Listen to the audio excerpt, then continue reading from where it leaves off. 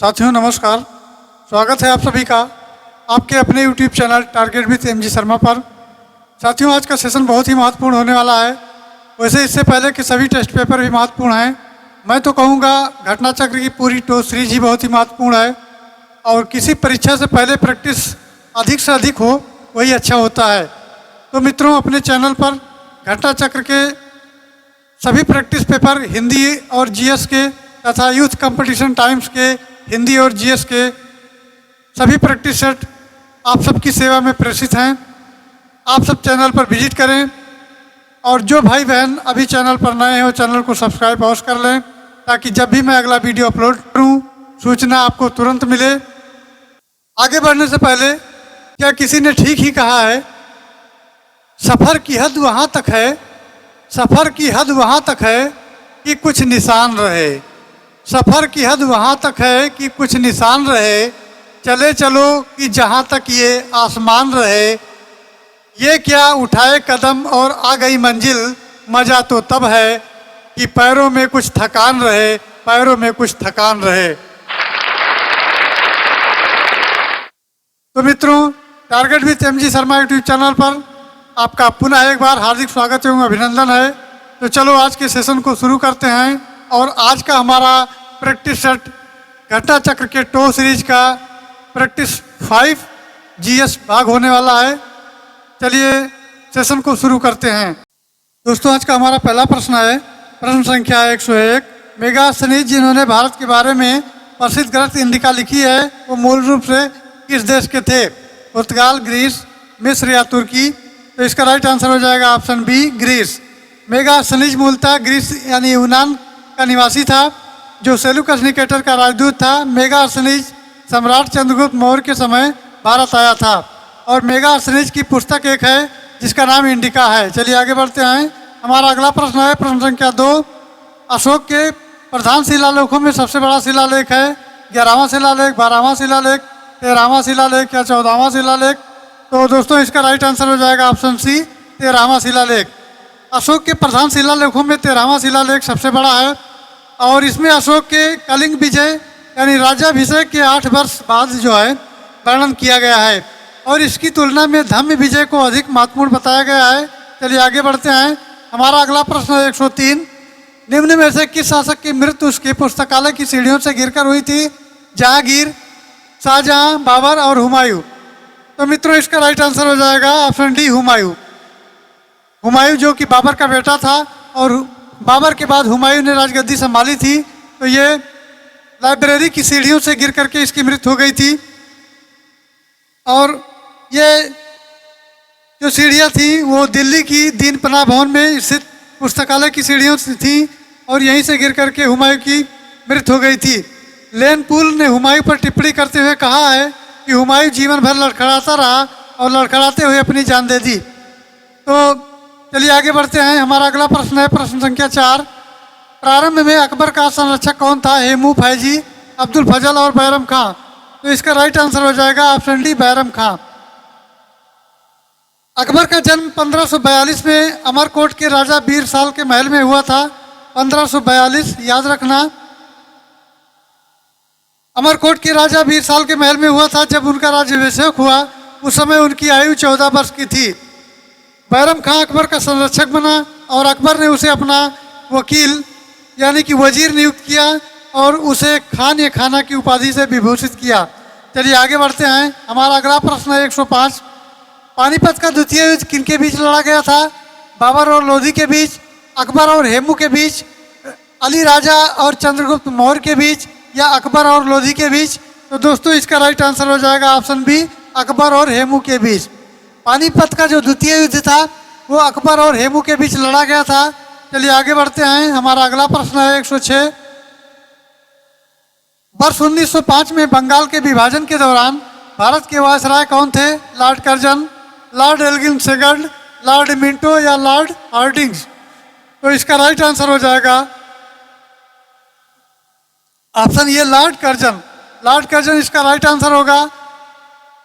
और मित्रों बंगाल का विभाजन लॉर्ड कर्जन यानी कि 1899 से 1905 के मध्य के कार्यकाल में हुआ और वर्ष 1905 में इनके द्वारा निर्णय लिया गया और घोषणा की गई कि किन्हीं स्रोतों से 19 जुलाई या 20 जुलाई 1905 को की गई तथा यह 16 अक्टूबर 1905 को लागू हुआ। वर्ष 1911 में दिल्ली दरबार के बंगाल विभाजन को निरस्त करने की घोषणा की गई। चलिए आगे बढ़ते हैं। हमारा अगला प्रश्न है 107। अंग्रेजों के खिलाफ भारतीय सैनिकों द्वारा पहला बड़े पैमाने पर विद्रोह बेल्लौर किस वर्ष प्रारंभ हुआ? तो दोस्तों इसका राइट आंसर हो जाएगा ऑप्शन सी 1806 ईस्वी में। जॉर्ज बार्लो 1805 या से 1807 के शासनकाल में भारतीय सैनिकों द्वारा पहला बड़े पैमाने पर बेल्लौर विद्रोह 1806 ईस्वी में हुआ और इस विद्रोह का मुख्य कारण सिपाहियों को उनके धार्मिक प्रतीक चिन्हों के प्रयोग से रोकना था। चलिए आगे बढ़ते हैं। हमारा अगला प्रश्न है 108। मेरठ छावनी में 1857 के सैनिक विद्रोह की शुरुआत कब हुई थी? 8 मई 1857, 11 मई 1857, 10 मई 1857 या 9 मई 1857? तो इसका राइट आंसर हो जाएगा ऑप्शन सी 10 मई 1857। 10 मई 1857 को मेरठ स्थित एक छावनी थी। छावनी 20वीं एनआई और 3री एलसी की पैदल टुकड़ी से चर्बी लगे कारतूसों के प्रयोग से इनकार करते हुए विद्रोह किया गया और ये भारतीय स्वतंत्रता आंदोलन का प्रथम सशस्त्र विद्रोह था। चलिए आगे बढ़ते हैं। हमारा अगला प्रश्न है 109। लोकसभा के पहले स्पीकर कौन थे? जीबी मावलंकर, सर्वपल्ली राधाकृष्णन, एम अनंत सेन अयंगर और डॉक्टर पीबी चेरियन? तो इसका राइट आंसर हो जाएगा option A GB Mavalankar. Lok Sabha का प्रथम अध्यक्ष यानी स्पीकर जो होता है जीबी मावलंकर थे, जो पहले थे, जो 15 मई 1952 से 27 फरवरी 1956 तक पदासीन रहे थे। वे अपनी मृत्यु 27 फरवरी 1956 तक इस पद पर रहे। पहली लोकसभा और शेष कार्यकाल में एम अनंत सेन अयंगर लोकसभा के अध्यक्ष रहे। लोकसभा के पहले उपाध्यक्ष यानी जिसको डिप्टी स्पीकर के नाम से जाना जाता है एम अनंत सेन अय्यर थे, जो 30 मई 1952 से 7 मार्च 1956 तक पदासीन रहे। चलिए मित्रों अगले प्रश्न पर चलते हैं। हमारा अगला प्रश्न है 110। भारत में निम्न में से किस लोकसभा अध्यक्ष का कुल कार्यकाल सर्वाधिक रहा है? Doctor G S Dhillon, doctor Shrimati Meera Kumar, doctor Balram Jakhar या श्री हुकुम सिंह? तो इसका राइट आंसर हो जाएगा option C doctor Balram Jakhar. Bharat के लोकसभा अध्यक्षों में सर्वाधिक लंबा कार्यकाल डॉक्टर बलराम जाखड़ का था। वे 22 जनवरी 1980 से 18 सितंबर 1989 तक अध्यक्ष के रूप में पीठासीन रहे यानी पदासीन रहे। उन्होंने 7वीं और 8वीं लोकसभा के दौरान इसकी अध्यक्षता की। 16वीं यानी 2014 से 19 लोकसभा अध्यक्ष श्रीमती सुमित्रा महाजन थी और वर्तमान में 17वीं लोकसभा के अध्यक्ष ओम बिरला जी हैं। चलिए आगे बढ़ते हैं। हमारा अगला प्रश्न है 111।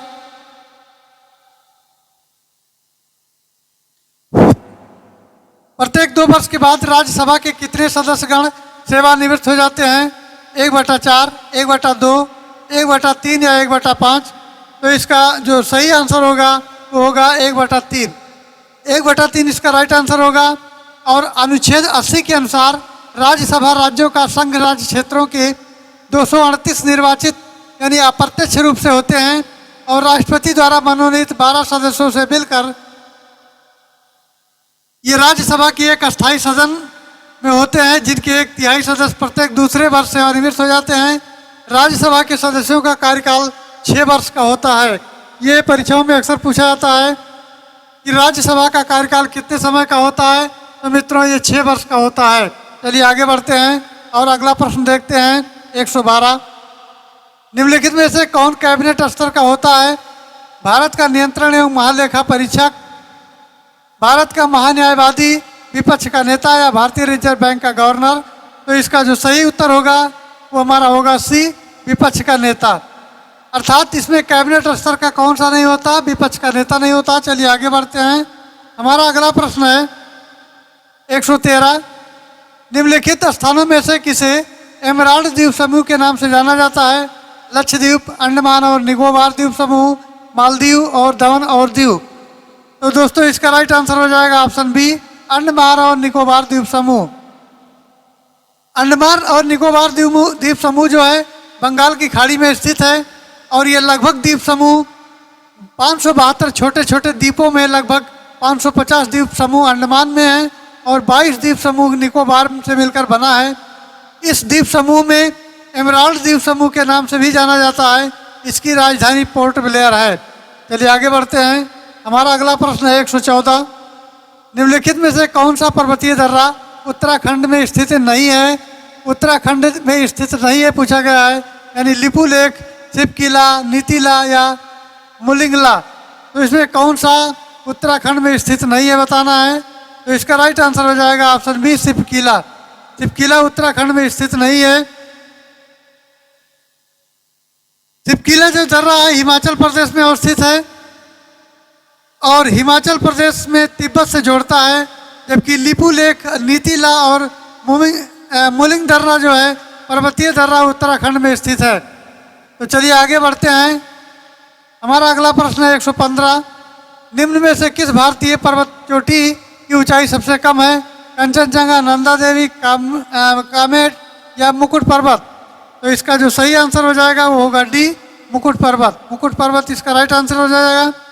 दिए गए विकल्पों में मुकुट पर्वत की ऊंचाई सबसे कम है और कंचनजंगा लगभग 8,598 मीटर, नंदा देवी लगभग 7,816 मीटर। इसको लिख देते हैं।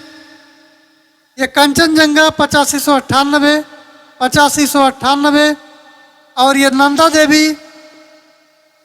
देवी की बात करें तो ये 7816 मीटर और कार्मेट लगभग जो है 77, ये कार्मेट की बात करें तो ये 7756 मीटर है और इन तीनों के शीर्ष ऊंची पर्वत चोटियां हैं।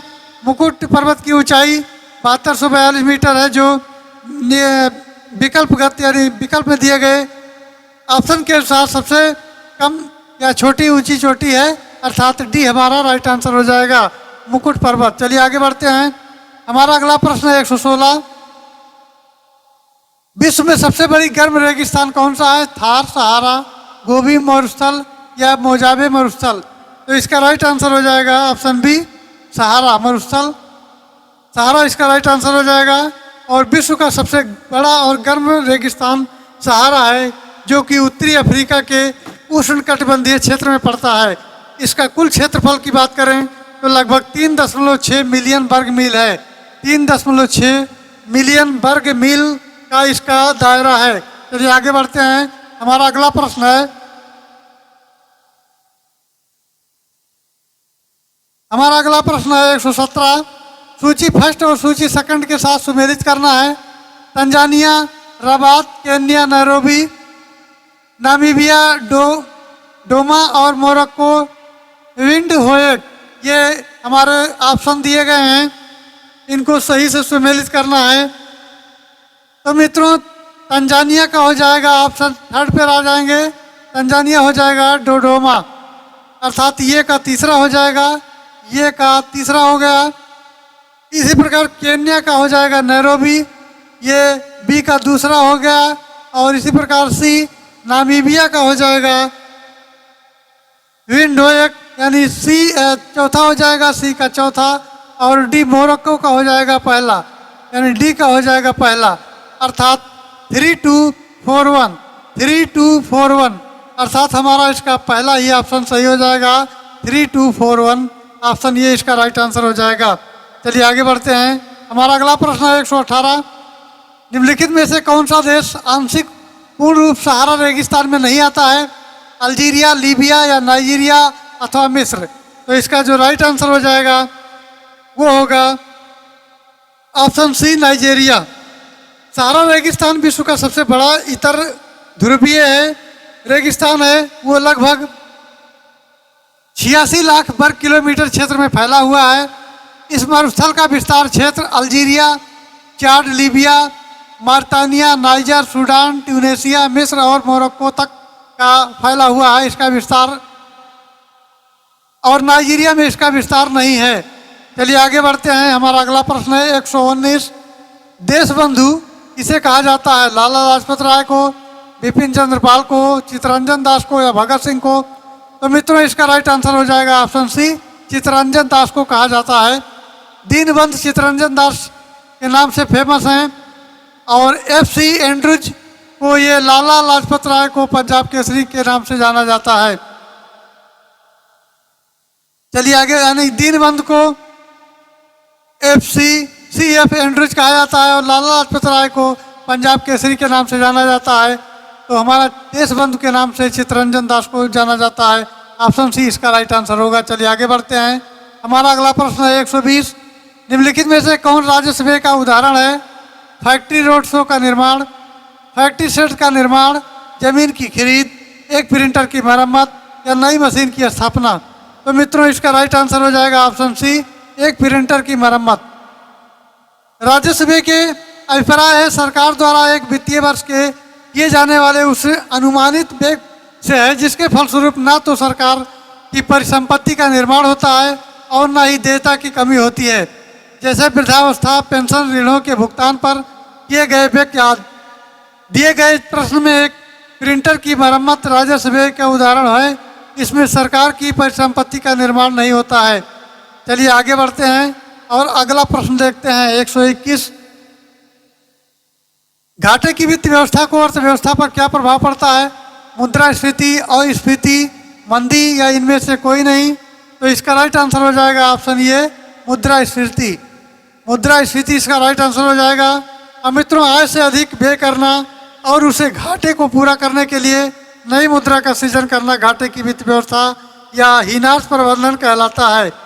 हीनार्थ प्रबंधन के कारण कीमतों में वृद्धि हो जाती है क्योंकि लोगों के पास मुद्रा की मात्रा में वृद्धि हो जाती है, परंतु वस्तुओं की, सेवाओं और पूर्ति उस अनुपात में नहीं बढ़ने पाती। इसे कीमतें जो है बढ़ने लगती हैं, जिसका कारण है कि अर्थव्यवस्था में मुद्रास्फीति की स्थिति उत्पन्न हो जाती है।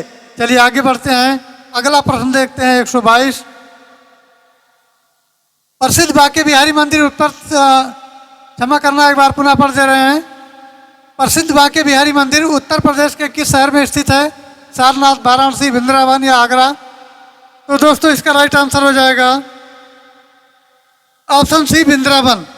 ऑप्शन सी, वृंदावन इसका राइट आंसर हो जाएगा। प्रसिद्ध बांके बिहारी मंदिर उत्तर प्रदेश के मथुरा जिले में एक वृंदावन शहर है, उसमें अवस्थित है। बांके बिहारी कृष्ण का ही एक रूप है जो इस मंदिर को प्रदर्शित किया गया है। चलिए आगे बढ़ते हैं। हमारा अगला प्रश्न है 123। उत्तर प्रदेश के ... इसमें भरना है में बुद्ध ने अपना पहला उपदेश दिया, अपने कार्यविधि की नींव भी रखी, कुशीनगर, संकीसा, सारनाथ या श्रावस्ती? तो इसका राइट आंसर हो जाएगा ऑप्शन सी, सारनाथ। यह हमेशा याद रखना, उत्तर प्रदेश के सारनाथ में बुद्ध ने अपना पहला उपदेश दिया था और सबसे अधिक का जो उपदेश उन्होंने दिया श्रावस्ती में दिया। चलिए आगे बढ़ते हैं। हमारा अगला प्रश्न है 124। 124 देखते हैं। रूमी दरवाजा उत्तर प्रदेश के शहर में स्थित है, आगरा, लखनऊ, फतेहपुर सीकरी, अलीगढ़? तो मित्रों रूमी दरवाजा उत्तर प्रदेश की राजधानी लखनऊ में स्थित है। एक प्रमुख पर्यटन स्थल भी है। लगभग 60 फीट ऊंची एक दरवाजा है जिसमें नवाब आसफउद्दौला ने 1784 और 1784 से 86 में बनाया था। अवध वास्तुकला के प्रतीक इस दरवाजे को तुर्की गेटवे कहा गया है। चलिए आगे बढ़ते हैं। अगला प्रश्न देखते हैं 125।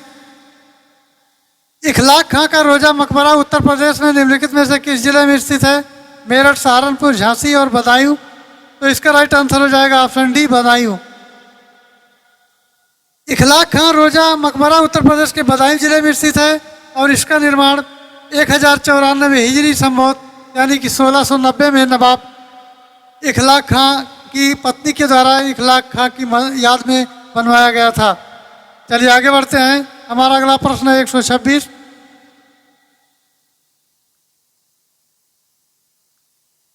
उत्तर प्रदेश किस शहर में 10 मंजिला पागल बाबा मंदिर मिलेगा? वृंदावन, वाराणसी, सारनाथ या चित्रकूट? तो दोस्तों इसका राइट आंसर हो जाएगा ऑप्शन ए, वृंदावन इसका राइट आंसर हो जाएगा। पागल बाबा मंदिर उत्तर प्रदेश के वृंदावन में है और यह मंदिर 10 मंजिल यानी उत्तर प्रदेश पर्यटन मंत्रालय के अनुसार का है। प्रत्येक मंजिल लगभग भगवान कृष्ण के अलग अलग अवतारों में सम्मिलित हैं। चलिए आगे बढ़ते हैं। हमारा अगला प्रश्न है 127। अवध के निम्नलिखित में से किस नवाब, क्षमा करना, अवध के निम्नलिखित में से किस नवाब ने लखनऊ में बड़ा इमामबाड़ा बनवाया? आसफ उद्दौला, आसिफ जाह मिर्जा, शुजाउद्दौला या यामीन उद्दौला? तो इसका राइट आंसर हो जाएगा ऑप्शन ए आसिफ उद्दौला। यह आसिफ उद्दौला के द्वारा बनवाया गया था। चलिए आगे बढ़ते हैं। हमारा अगला प्रश्न है 128। ऐतिहासिक विक्टोरिया पार्क, जिसे अब जंग आज़ादी पार्क के नाम से कहा जाता है, कहाँ स्थित है? झांसी में, मेरठ में, अमृतसर में, इलाहाबाद में? तो दोस्तों इसका राइट आंसर हो जाएगा ऑप्शन बी मेरठ में। ऑप्शन बी मेरठ इसका राइट आंसर हो जाएगा। चलिए आगे बढ़ते हैं। अगला 129। निम्नलिखित में से कौन सा कंप्यूटर सॉफ्टवेयर प्रोग्राम है जिसका उपयोग डेटा संग्रहित करने और व्यवस्थित करने के लिए हेर फेर के लिए किया जाता है?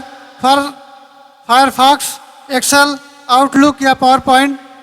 तो दोस्तों इसका राइट आंसर हो जाएगा ऑप्शन बी एक्सेल।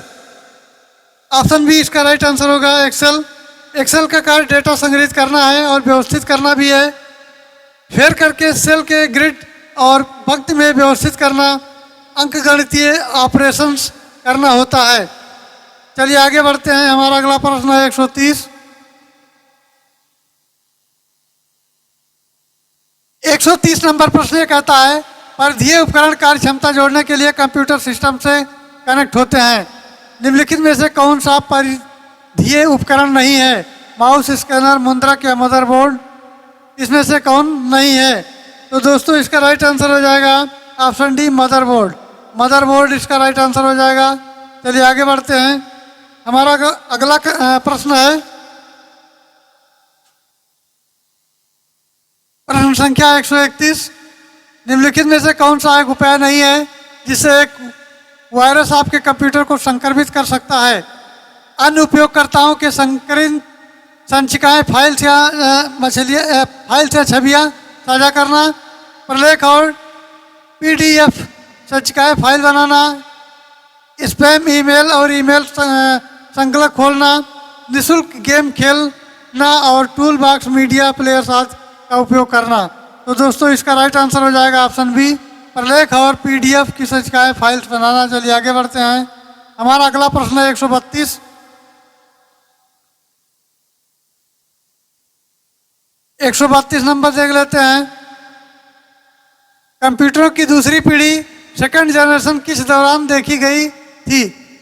1940 से 1956, 1963 से 1972, 1975 से 1962 या 1973 से अब तक का? तो दोस्तों इसका राइट आंसर हो जाएगा ऑप्शन सी 1957 से 1962। चलिए आगे बढ़ते हैं। हमारा अगला प्रश्न है 133।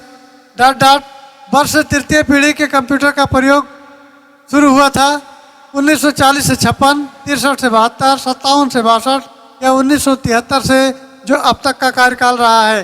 तो दोस्तों इसका राइट आंसर हो जाएगा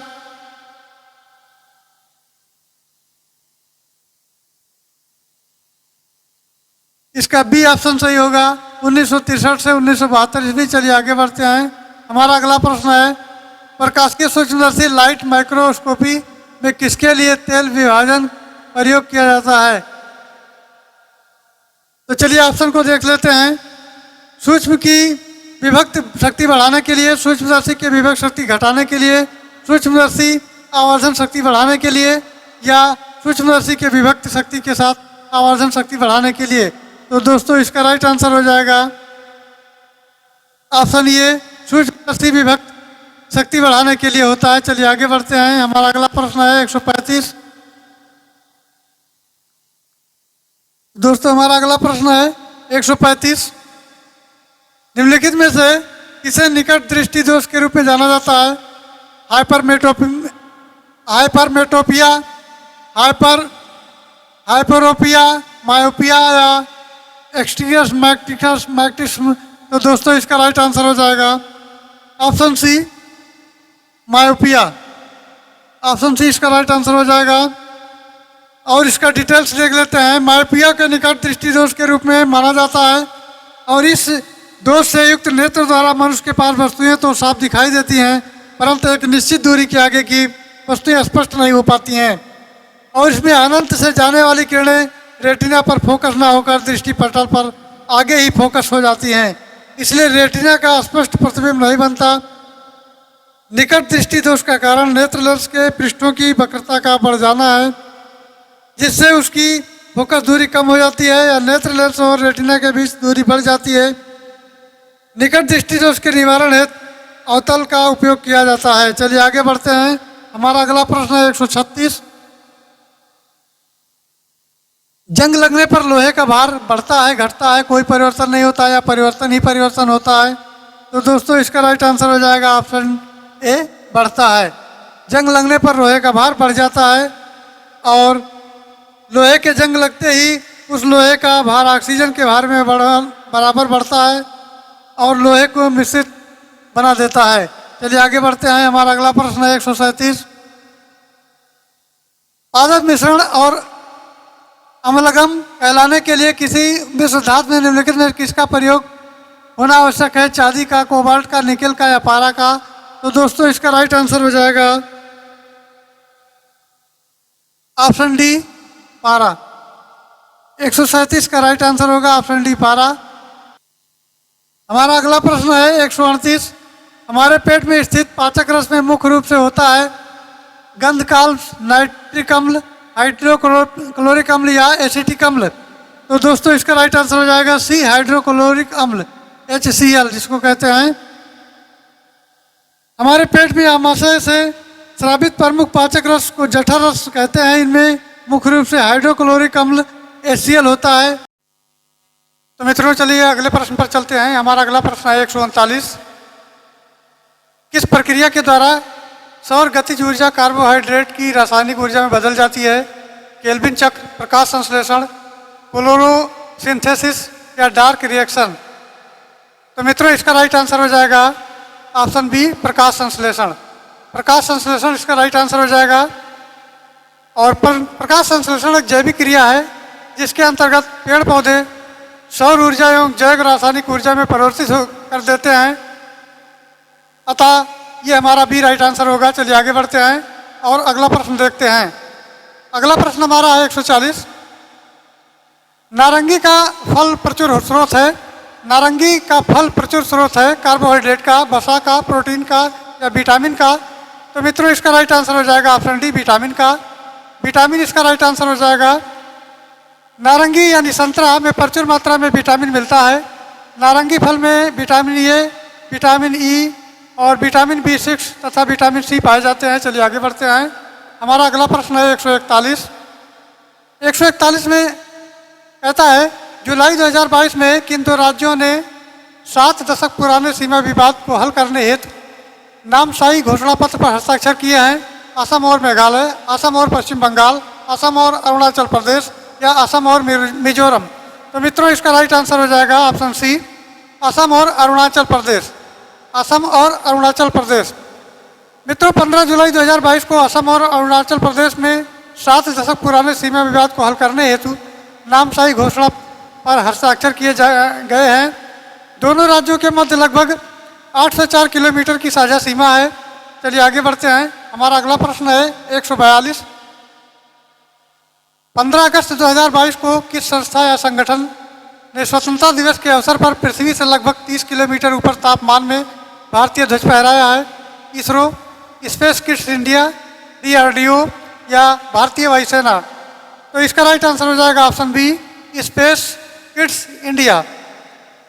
मित्रों 15 जुलाई 2022 को स्पेस इंडिया ने हर घर तिरंगा अभियान के तहत पृथ्वी से लगभग 30 किलोमीटर ऊपर आसमान में भारतीय ध्वज फहराया है। स्पेस किड्स इंडिया देश में युवा वैज्ञानिक तैयार करने में योगदान दे रहा है। चलिए आगे बढ़ते हैं। हमारा अगला प्रश्न है 143। अगस्त 2022 में किसने भारत के 14वें उपराष्ट्रपति के रूप में पदभार ग्रहण किया है? मार्गरेट अल्वा, द्रौपदी मुर्मू, मुख्तार अब्बास नकवी या जगदीप धनखड़? तो दोस्तों इसका राइट आंसर हो जाएगा ऑप्शन डी, जगदीप धनखड़। 11 अगस्त 2022 को पश्चिम बंगाल के राज्यपाल रहे जगदीप धनखड़ ने देश के 14वें उपराष्ट्रपति के रूप में वेंकैया नायडू के स्थान पर पदभार ग्रहण किया है। उपराष्ट्रपति के लिए हुए चुनाव में उन्होंने मार्गरेट अल्वा को हराया है। चलिए आगे बढ़ते हैं। हमारा अगला प्रश्न है 144। 144 देखते हैं। मार्च 2022 में वर्ल्ड गवर्नेंस समिट 2022 का आयोजन कहाँ किया गया है? पेरिस, दुबई, दोहा या न्यूयॉर्क? तो दोस्तों इसका राइट आंसर हो जाएगा ऑप्शन बी, दुबई। दुबई इसका राइट आंसर हो जाएगा।